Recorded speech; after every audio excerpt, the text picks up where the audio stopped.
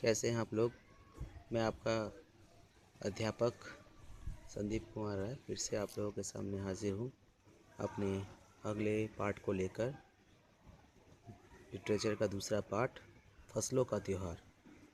और आज हम इस पाठ का सारांश थोड़ा समझने की कोशिश करेंगे और अच्छी तरह से विषय को जानेंगे। जाड़ा का मौसम है। जाड़ा मतलब सर्दी। जाड़ा का मौसम है, 10 दिनों से सूरज नहीं उगा है। हम लोग सूरज के इंतज़ार में हैं। रज़ाई से निकलने की हिम्मत नहीं हो रही। लेकिन खिचड़ी का त्योहार आ गया है। खिचड़ी मतलब मकर संक्रांति का त्योहार, ठीक है। अतः जाड़ा के बावजूद हम सभी नहा धोकर एक कमरे में इकट्ठे हो गए। दादा, चाचा और पापा ने सफ़ेद चकाचक माड़ लगी धोती और कुर्ता पहना हुआ है। सामने मचिया पर खादी की सफ़ेद साड़ी पहने हुए दादी बैठी थी। उनके बाल धुलने के बाद सफ़ेद सैमल की रुई जैसे हो गए हैं। तो वो इतनी बूढ़ी हो गई, इतनी उम्र हो गई उनकी कि उनके बाल धुलने के बाद वो सफ़ेद रुई जैसी लग रही थी।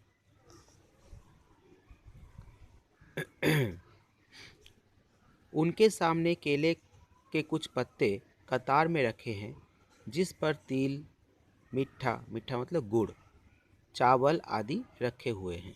दादी ने हम सबसे इन तीनों चीज़ों को बारी बारी से छूने और प्रणाम करने के लिए कहा। बाद में इन्हें दान दे दिया गया। खिचड़ी के दिन चूड़ा, दही और खिचड़ी खाने का रिवाज है, किंतु अप्पी दीदिया को दोनों में से कोई चीज़ पसंद नहीं है। फिर भी उन्हें दोनों चीज़ें खानी होंगी क्योंकि आज खिचड़ी का त्यौहार है।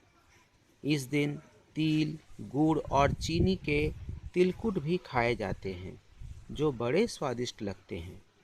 जनवरी माह के मध्य में भारत के लगभग सभी प्रांतों से फसलों से जुड़ा कोई ना कोई त्यौहार मनाया जाता है।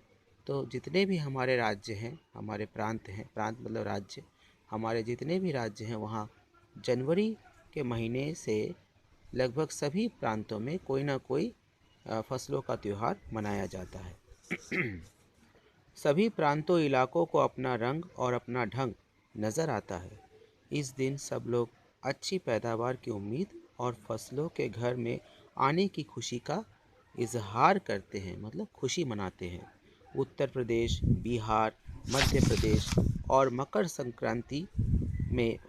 मध्य प्रदेश में मकर संक्रांति या तिल संक्रांति बोला जाता है।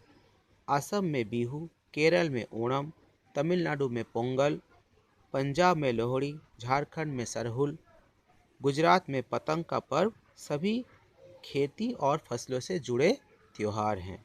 इन्हें जनवरी से मध्य अप्रैल तक अलग अलग समय पर मनाया जाता है।